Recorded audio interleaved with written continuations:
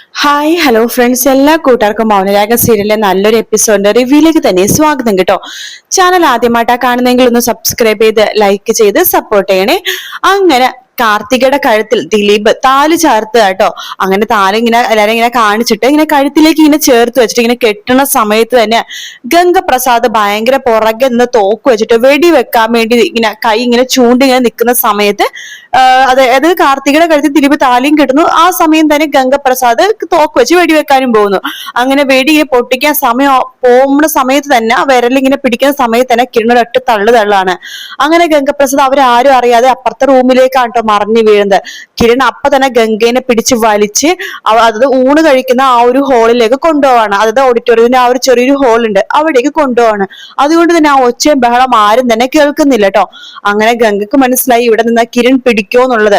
അതുകൊണ്ട് തന്നെ ഗംഗ ഓടി രക്ഷപ്പെടാൻ വേണ്ടി നോക്കുമ്പോഴേക്കും കിരണും പിന്നാലെ പോയിട്ട് അവിടെ ഒരൊറ്റ ചവിട്ടാണ്. ഗംഗ അവിടെ നിന്നും എഴുന്നേറ്റ് ഓടി പോകുന്നുണ്ട് കേട്ടോ. കിരൺ പിന്നീട് നോക്കുമ്പോ ഗംഗേനെ എവിടെയും തന്നെ കാണുന്നില്ല. ഗംഗ ഊണ് മേശയുടെ സൈഡില് പോയി നിൽക്കുന്നുണ്ടായിരുന്നു. അപ്പൊ കിരൺ അവിടെ ഇവിടെയൊക്കെ നോക്കുന്നുണ്ടെങ്കിലും അവിടെയൊന്നും തന്നെ കാണുന്നില്ല കേട്ടോ. ആ പെട്ടെന്നാണ് ഗംഗയുടെ കൈ കൊണ്ട് അവിടെ ഉണ്ടായിരുന്ന ഒരു പാത്രം നിലത്ത് വീണ ശബ്ദം കിരൺ കേൾക്കുന്നത്. അപ്പൊ തന്നെ കിരൺ ആ ഒരു ഭാഗത്തേക്ക് പോകുമ്പോഴേക്കും ഗംഗ വേഗം കിരണിന്റെ പുറകിലേക്ക് ഒരൊറ്റ ചവിട്ടാണ്. പിന്നീട് അവിടെ ഭയങ്കര അടിയും വഴക്കും ബഹളമൊക്കെ തന്നെയായിട്ട് ഉണ്ടാവണത്. അവിടെ ഉണ്ടായിരുന്ന വലിയൊരു വാട്ടറിന്റെ വലിയൊരു കുപ്പി എടുത്തിട്ട് വാട്ടർ ബോട്ടിൽ എടുത്തിട്ട് കിരൺ അന്നുണ്ടെങ്കിൽ ഗംഗയുടെ തലക്കെട്ടും കയ്യിനും കാലിനൊക്കെ അടിക്കുന്നുണ്ട്. ഗംഗ അവിടെ നിന്ന് രക്ഷപ്പെടാൻ വേണ്ടി പോകുമ്പോഴേക്കും കിരൺ വേറൊരു വാട്ടർ ബോട്ടിൽ എടുത്തിട്ട്, അതായത് 25 ലിറ്ററിന്റെ വാട്ടർ ബോട്ടിൽ എടുത്തിട്ട് ഗംഗയുടെ നെഞ്ചത്ത് തന്നെ അടിക്കാട്ടോ. ഗംഗക്ക് അത് ശരിക്കും കൊള്ളുന്നുണ്ട്. എന്നിട്ട് അവിടെ നിന്ന് ഓടി രക്ഷപ്പെടാൻ പോകുമ്പോഴേക്കും കിരണും പിന്നാലെ പോവാണ്.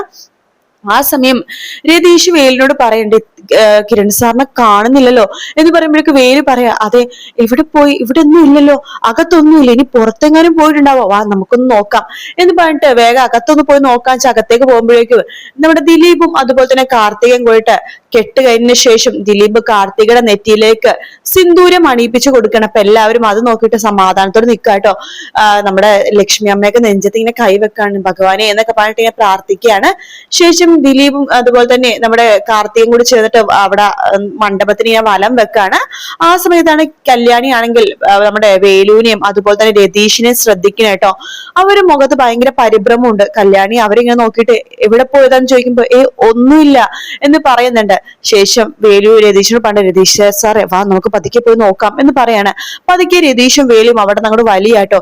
കല്യാണിക്ക് ഒരു ബുദ്ധിമുട്ട് തോന്നുന്നുണ്ട്, ഇവരെന്താ ആകെ പകച്ചു നിക്കണേന്നൊക്കെ. കല്യാണി അതിങ്ങനെ ശ്രദ്ധിച്ചു നിൽക്കാണ്. പക്ഷെ കല്യാണിക്ക് അവിടെ നിന്ന് മാറി നിൽക്കാൻ പറ്റുന്നില്ല.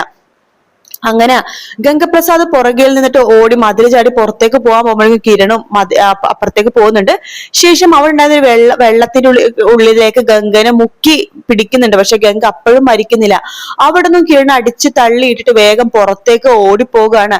ആ സമയത്ത് കിരണും പോകുന്നുണ്ട്. പെട്ടെന്ന് ഗംഗ അവിടെ തട്ടി വീഴുന്നുണ്ട് കേട്ടോ. കിരൺ അടുത്തേക്ക് എത്തുമ്പോഴേക്കും ഗംഗ അവിടെ ഉണ്ടായിരുന്ന മണ്ണ് എടുത്തിട്ട് കിരണിന്റെ മുഖത്തേക്ക് ഒരു ഒറ്റ എറിയാണ്. അപ്പൊ തന്നെ കിരണിന്റെ കണ്ണിലേക്കാണ് ഈ മണ്ണെല്ലാം തന്നെ വീഴുന്നത്. കിരൺ കണ്ണിങ്ങനെ ചിമ്മി ഇങ്ങനെ നിൽക്കുമ്പോഴേക്കും ഗംഗ അവിടെ നിന്ന് ഓടി രക്ഷപ്പെടാട്ടോ ചെയ്യണത്. കിരണാണെങ്കിൽ അവിടെ ഒരു സൈഡിൽ പൈപ്പ് ഉണ്ട്. അപ്പൊ പൈപ്പിലേക്ക് ഇങ്ങനെ പോയി നോക്കാന്ന് വെച്ചാൽ പൈപ്പിന്റെ സൈഡിലേക്ക് പോയിട്ട് കണ്ണ് നന്നായിട്ട് കഴുകുന്നുണ്ട്.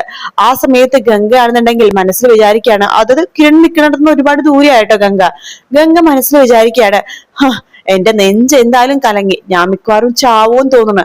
പക്ഷെ ആ തോക്ക് കിട്ടിയിരുന്നെങ്കിൽ ഞാൻ ചാവുന്നതിന് മുമ്പ് അവനെയും കൊല്ലായിരുന്നു, അവനെയും കൊന്നിട്ട് ഞാൻ ചത്താലും കുഴപ്പമില്ലായിരുന്നു എന്നൊക്കെ ഗംഗ വിചാരിക്കുന്നുണ്ട്. അങ്ങനെ ഗംഗ അവിടെ നിന്ന് ഓടി രക്ഷപ്പെടാൻ വേണ്ടിയിട്ട് ആ ഓഡിറ്റോറിയത്തിന്റെ പുറകുവശത്തേക്ക് എത്തുമ്പോഴേക്കും പെട്ടെന്ന് പുറകിൽ നിന്നിട്ട്, അത് ആരാന്നറിയില്ല, ആരുടെയും കയ്യോ ഒന്നും തന്നെ കാണിക്കുന്നില്ല, ആ ഒരു ഇരുമ്പൊലൊക്കെ മാത്രമേ കാണിക്കുന്നുള്ളൂ. ആ ഇരുമ്പൊലൊക്കെ വെച്ചിട്ട് ഗംഗയുടെ തലക്കിട്ട് അടിക്കുകയാണ്. ആ ഒരു അടിയിലാണ് ശരിക്കും ഗംഗ മരിക്കുന്നത് കേട്ടോ. അതായത് അവസാനത്തെ ആ ഒരു അടിയിലാണ് ഗംഗ മരിക്കുന്നത്. അങ്ങനെ ഗംഗ അപ്പൊ തന്നെ തലയിലെ ചോര പൊട്ടി വാർന്നിട്ട് നിലത്തേക്ക് വീഴാണ്. അപ്പൊ അവിടെ ഒരു കല്ലും കൂടി കിടക്കുന്നുണ്ടായിരുന്നു. ആ കല്ലേക്കും കൂടി തല ഇടിച്ചിട്ട് മൊത്തമായിട്ട് ഗംഗ മരിച്ചു പോവാണ്. അങ്ങനെ അടിച്ചത് ആരാണെന്ന് അറിയില്ല, അത് മനോഹർ ആയിരിക്കും എന്നാണ് എനിക്ക് തോന്നുന്നത്. അങ്ങനെ നമ്മുടെ കിരണ് കണ്ണിലെ മണ്ണൊക്കെ കളഞ്ഞതിന് ശേഷം അവിടേക്ക് ഓടിയെത്തുന്നുണ്ട്. അവിടേക്ക് ഓടിയെത്തുമ്പോഴേക്കും കാണുന്ന കാഴ്ച എന്ന് പറഞ്ഞത് ഗംഗ നിലത്ത് വീണ് മരിച്ചു കിടക്കണാണ്. തലേന്ന് ചോര ഇങ്ങനെ വാർന്നു പോവാണ്. അപ്പൊ ഈ തലക്കടിച്ച വ്യക്തി ആരാന്നറിയില്ല. അയാൾ അവിടുന്ന് ആ വടി ഒലക്ക അവിടെ ഇട്ടിട്ടാണ് അവിടുന്ന് ഓടി പോയത് കേട്ടോ. അങ്ങനെ ഓടിപ്പോണൊന്നും കാണിക്കുന്നില്ല, ഒലക്ക അവിടേക്ക് തന്നെ എറിയുന്നുണ്ട്. കിരൺ വേഗം തന്നെ ഇങ്ങനെ ഗംഗനെ തന്നെ നോയിക്കൊണ്ടിരിക്കുകയാണ്. ആ സമയത്ത് അവിടേക്ക് വേലും രതീഷും എത്തുന്നുണ്ട്. അവര് പെട്ടെന്ന് ഞെട്ടിപ്പോവാണ്. ഗംഗ ഇങ്ങനെ ചത്ത് കിടക്കണ കാണുമ്പോഴേക്കും കിരൺ സർ എന്ന് രതീഷ് ചോദിക്കുമ്പോ ഒന്നും പറയണ്ടേ, ഇവൻ ഓഡിറ്റോറിയത്തിനുള്ളിൽ കയറിയായിരുന്നു. താലി കെട്ടുന്ന സമയത്ത് കാർത്തികേയൻ ദിലീപിന് നേരെ തോക്ക് ചൂണ്ടി ദൂരെ നിൽക്കുമായിരുന്നു. ഞാൻ അവനെ ഇടിച്ചു തെറിപ്പിച്ച് ആ പാചകപ്പുരയിലേക്ക് കൊണ്ടിട്ടു. പിന്നീട് അവൻ എന്റെ കണ്ണിലേക്ക് മണ്ണ് തെറിപ്പിച്ച് രക്ഷപ്പെടാൻ വേണ്ടി നോക്കി. അതിനു മുമ്പ് ഞാൻ അവനെ ഒരുവിധം കൊന്നായിരുന്നു.